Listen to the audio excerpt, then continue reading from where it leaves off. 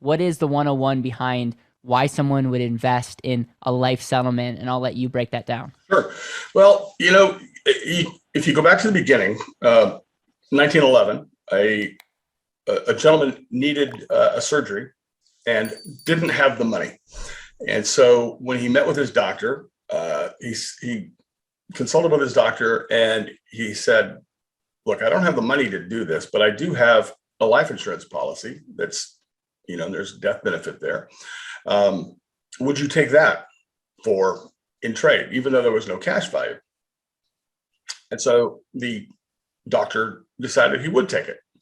And they did the surgery. And several years later, the gentleman passed, and the physician went to claim the death benefit on the life insurance. The insurance company balked and said, no, you don't have an insurable interest in this, and so you can't be paid. So, of course, litigation ensued, and it went all the way to the Supreme Court. And the Supreme Court, this Chief Justice at the time, who wrote the opinion, was Oliver Wendell Holmes. And his comment was, once you have passed the contestability period in a life insurance contract, it becomes personal property and people can do with it as they choose. That has been challenged many times and it has always been upheld. So essentially what happens is we buy a life insurance policy from an individual who no longer needs it, wants it, can afford it, whatever the reason. They sell it. And then we give them money for the policy.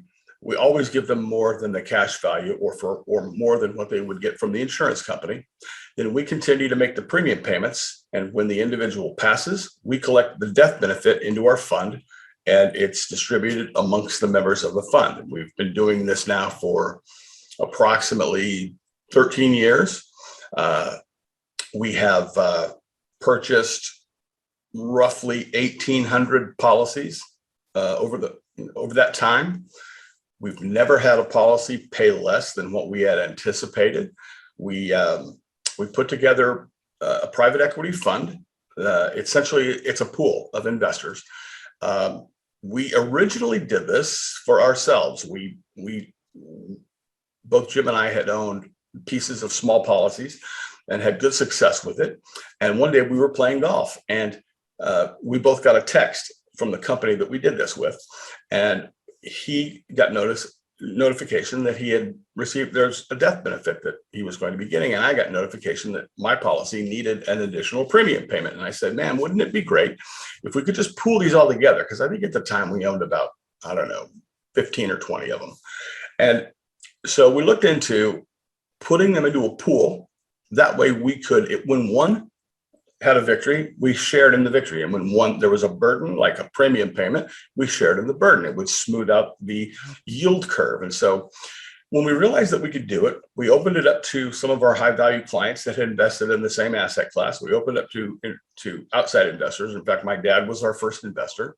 And it went from there. And after our first fund was put together, it became pretty obvious that this was going to be a beast. We were financial planners at the time, and it became readily apparent that we were not going to have any time to do any financial planning anymore. And so we stepped back from that, and we started offering this to clients. And then we had advisors who would come to us and say, can I refer some of my clients to you? And we said, we don't know. But we'll look into it. And we did, and they can. It's not a problem. So that's where it started. And we are now on our 10th fund, private equity fund. Amazing. And it's worked out beautifully from day one.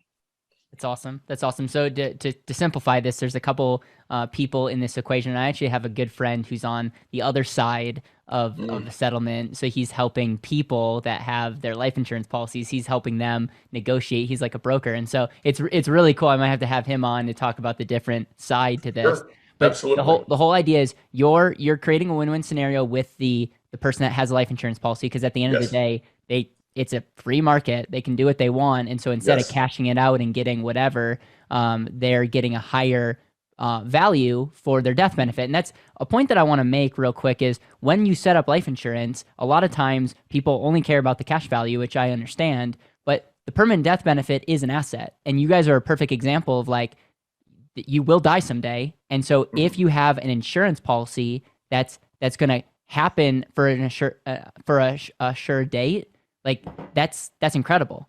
And so that is an asset that you guys ultimately, that you guys capitalize on. But you have that asset. And then so you create a win-win scenario.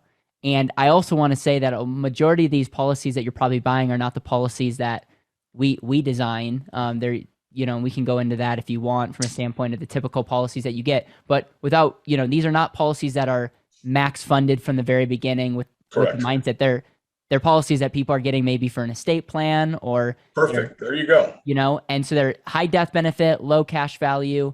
And so that there's a win-win relationship there. So the person that you're working with, they're getting more money. They're assigning over the death benefit to the fund. It's a win because this is an asset that's not correlated to the market. And you're saying, hey, like we're going to continue to make premium payments. And when this person, quote unquote, matures, passes away, that death benefit's going to get paid to the fund. There's going to be less tax benefits than if the death benefit went directly to the family. But still, we're getting a lump sum of money. And you're saying if you're an owner of that fund, you'll get paid out when that happens, just like if you sold a real estate property or you sold a business in a fund. Exactly. It's exactly true.